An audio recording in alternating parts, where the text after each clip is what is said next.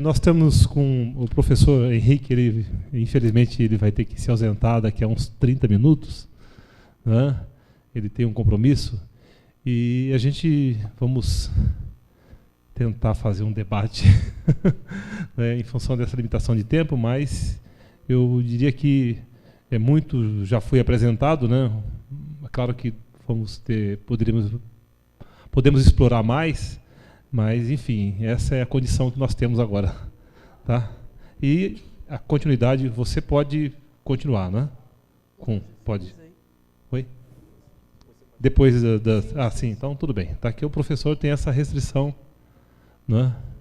Então vamos lá, está aberto aí para quem quiser falar, quem quiser fazer perguntas, né? Lembrando que se as perguntas forem bastante objetivas, facilita a vida dos debatedores aqui. Há umas 2 semanas atrás, a revista Veja publicou uma reportagem de capa, aliás, falando sobre a maconha, né? E daí eles usaram vários argumentos que são bem batidos, aliás, sobre a maconha como porta de entrada para outras drogas, a maconha como causadora de danos cerebrais. Eu queria que vocês comentassem um pouco dessa reportagem e como isso afeta o debate sobre a proibição ou a legalização das drogas. Boa tarde, meu nome é Felipe. O professor falou que essa repressão começou pelo Estado, né? Há muito tempo atrás. E também falou que uma das maneiras para deixar tudo melhor é também o Estado colocar uma ordem, isso e tal. Eu queria saber assim, como que seria isso, na sua opinião, se o Estado começou, e também uma outra proposta é o próprio Estado legalizar, como você disse. Aproveitando, né, o crack parece que é um derivado da cocaína, e está todo esse problema aí de retirada dos usuários de crack no centro. Eu queria que ele falasse um pouquinho do crack, se ele é irreversível mesmo, quando o pessoal fala, né, diz que é terrível, né, quando a pessoa se vicia. Né? Eu queria que ele falasse sobre o crack. Vamos lá. Bom, em relação à reportagem da revista Veja, é uma reportagem totalmente sem fundamentação científica. Recentemente, a maior autoridade em psicofarmacologia da cannabis, que é o nome científico da maconha no Brasil, que é um professor da Unifesp chamado Elisaldo Carlini, ele fez uma carta denunciando a completa farsa da reportagem da revista Veja, que ouviu apenas 2 médicos para fazer afirmações que não têm nenhum fundamento científico. Nos Estados Unidos, são centenas de médicos que fizeram agora um abaixo-assinado pela legalização no Colorado e em Washington. Existe uma opinião hoje nas revistas científicas, como a Lancet, enfim, da Inglaterra, e uma série de outras, que reconhecem um potencial terapêutico da maconha que é enorme, que está servindo para melhorar a vida de muitas pessoas que estão fazendo tratamento de câncer, tratamento de AIDS, tratamento com drogas que causam problemas de apetite, problemas de sono. Então, há uma potencialidade de usos benéficos da maconha que é enorme do ponto de vista medicinal. Depois, como forma de uso recreativo, enfim, como forma de uso lúdico, festivo, a maconha é muito menos problemática do que o álcool. Se legalizada, ela poderia, inclusive, diminuir a propensão de excesso de consumo alcoólico, porque o álcool acaba sendo a única alternativa de lazer. Então, se as pessoas pudessem fumar um baseado ao invés de encher a cara, elas teriam uma alternativa mais sã e menos perigosa de se divertir. Sobre a questão da legalização que você perguntou em relação ao papel do Estado, eu acho que o modelo que está surgindo hoje no debate do Uruguai, e agora também está se propondo isso no México, é um modelo que tem parentesco com o modelo que já existiu em relação ao tabaco na França, na Espanha e no Japão. Porque até o final dos anos 90, na Espanha, na França e no Japão, o tabaco era estatal, era monopólio estatal. Então, só o Estado podia fabricar e vender tabaco. Tinha diversidade de marcas, os cigarros franceses famosos, Gitanes, Gauloises, etc., eram todos de uma empresa chamada Seitá, que era um monopólio estatal. Essas empresas foram privatizadas no final do século XX, na onda do neoliberalismo. E hoje em dia elas são uma empresa multinacional com sede na Grã-Bretanha, chamada Imperial Tobacco, que é a quarta do mundo, que controla o tabaco na França, na Espanha, e inclusive adquiriu metade de todo o tabaco cubano, que deixou de ser também propriedade estatal e passou a ser metade de propriedade da Imperial Tobacco, que é essa empresa aqui. Então, houve uma espécie de privatização no campo do tabaco que foi péssimo para a saúde pública e para o interesse da sociedade. Porque se essa substância fica de controle do Estado, o Estado, em primeiro lugar, obtém todas as rendas do negócio para o interesse público. Pode, por exemplo, destinar um orçamento maior para a saúde, até para o tratamento daqueles que necessitam, enfim, de auxílio para deixar um consumo dependente. Se fica na mão da iniciativa privada, inevitavelmente a iniciativa privada vai fazer recurso de publicidade ou de outros meios insidiosos para aumentar o consumo. Então, a única forma que você teria para conseguir um abastecimento que não incitasse ao aumento do consumo seria que isso ficasse nas mãos do Estado. Seria mais justo, porque a divisão da renda não iria para grandes multinacionais, para grandes milionários aumentarem a sua fortuna, e seria mais coerente com os interesses da saúde pública, porque toda a renda seria depois revertida para o interesse, enfim, do público em geral, né? E, por último, o tema do crack. O crack, ele não tem um potencial de adicção intrínseco, que seja uma coisa fulminante, que as pessoas vão lá, fumam um pouco e ficam dependentes o resto da vida. Na verdade, o que o crack tem é um potencial de consolo, digamos assim, ou de atenuar as condições de sofrimento das populações que já estão em condições de exclusão social. Então, não existe uma epidemia de crack, isso é uma mentira. A epidemia é a ideia de que está cada vez mais gente aumentando o consumo. A maioria das pessoas, por exemplo, que consome maconha, não tem a menor atração pelo crack.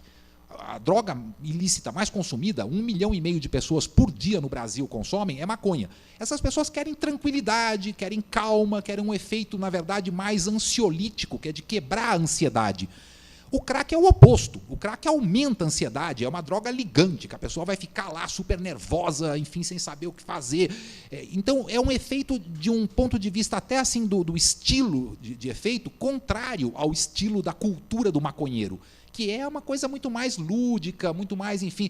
Então, o problema da proibição é que, muitas vezes, uma pessoa que vai comprar maconha entra no circuito de venda do crack porque ele é obrigado a entrar numa boca e comprar de um fornecedor que pode oferecer para ele uma outra substância também. Então, a legalização da maconha permitiria que os interessados em maconha não tivessem acesso necessariamente ao crack. Agora, o crack, ele também tem que ser legalizado. Tem que ser legalizado da seguinte forma: legalizar a cocaína.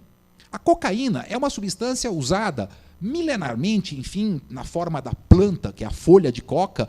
Nos Andes, ela é usada para fazer farinha, para fazer guloseimas, para fazer biscoitos, para fazer chás, para fazer shampoo. É um produto, enfim, com uma enorme gama de utilidades e que, mascado, tem uma série de efeitos muito positivos. Ele é alimento, ele serve para manter, enfim, um estado de vigília, assim, a pessoa desperta, que é semelhante ao do nosso café.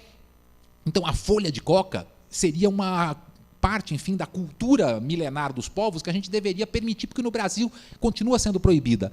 A cocaína em si deveria ser vendida como foi até 1920, em farmácia, para adultos que queiram comprar uma substância pura. E isso, eles teriam condições de poder ter a dosificação exata, porque um dos maiores problemas dos consumidores de cocaína ou de outras drogas sintéticas é que, muitas vezes, os maiores danos não vêm da droga em si, mas vêm do adulterante. O crack, por exemplo, muitas vezes não é a cocaína que faz o mal, mas é a querosene, a gasolina, uma série de produtos voláteis que no refino são usados e que a pessoa acaba absorvendo ao fumar. Quando a pessoa está numa situação de desespero, como são as populações de rua, etc., elas buscam uma droga que seja, enfim, a mais estonteante, digamos assim, num sentido de ter um efeito forte. Então, aguardente, cachaça, cola de sapateiro, ou até substâncias voláteis, como ficar cheirando benzina, enfim, ou gasolina, ou coisas assim. Então, há uma propensão do ser humano para buscar consolo químico que não é a proibição que vai resolver. Se a pessoa quiser se drogar, ela vai se drogar até com cola de sapateiro. O que a gente tem que criar é uma sociedade em que haja um investimento público para que as pessoas não tenham, enfim, essa necessidade de buscar um atordoante como o crack e possam usar drogas muito mais amenas, e como cerveja ou como, eventualmente, um cigarro de maconha. Agora, a proibição do crack só dificulta o atendimento no sentido da assistência social, no sentido de, enfim, de um auxílio que essas pessoas em condições de exclusão estão. Tanto que o problema da cocaína não está colocado, e ela é consumida amplamente no Brasil pelas camadas mais abastadas da sociedade, pelas profissões mais glamurosas. Recentemente se fez, por exemplo, uma pesquisa que é a forma mais efetiva de ver quanto que está se consumindo de cocaína numa cidade, que é fazer um exame do esgoto. Se vê pelo esgoto a quantidade de cocaína que foi metabolizada pelos organismos, enfim, e depois excretada no serviço sanitário. Então isso se faz na Inglaterra, no rio Tâmisa, se faz em vários países, que se vê pela água do esgoto ou enfim, do rio onde deságua muitas vezes enfim, o esgoto tratado. E só em Brasília tinha um consumo da ordem de 900 quilos. Então, a cocaína é consumida em massa no país e ninguém está falando de problemas de cocaína como está se falando do crack. Por quê? Porque o crack serve como um pretexto, como uma espécie de bode expiatório para se perseguir pessoas extremamente pobres que vivem em condições de miséria, enfim, no centro das cidades, das grandes capitais brasileiras. E a gente tem agora uma série de projetos de Olimpíada, de Copa, etc., e está querendo se limpar os centros da cidade de mendigos, de alcoolistas, de consumidores de crack, etc. E limpar, num sentido entre aspas, né, que é simplesmente jogá-los para fora da vista do público. Essa internação involuntária, as pessoas acham que vai ser alguma forma de tratamento. É simplesmente uma prisão mais cruel ainda do que a própria prisão, porque a prisão ainda dá alguns direitos legais que a internação involuntária não dá. No Rio de Janeiro, por exemplo, a clínica que mais recebeu dinheiro da Prefeitura do Rio é uma clínica que recebeu 60 milhões do Estado e que foi criada por um ex-PM que tinha como, digamos assim, currículo 42 assassinatos oficiais na sua ficha de policial. Então, esse sujeito deixa de ser PM e vai abrir uma clínica de tratamento de dependente. Ele não tem a menor competência profissional e nem ética para poder fazer tratamento de pessoas em condições de sofrimento. Então, há hoje uma exploração muito oportunista de vários grupos que vão abrir clínicas, mas que são, na verdade, oportunistas querendo receber dinheiro público.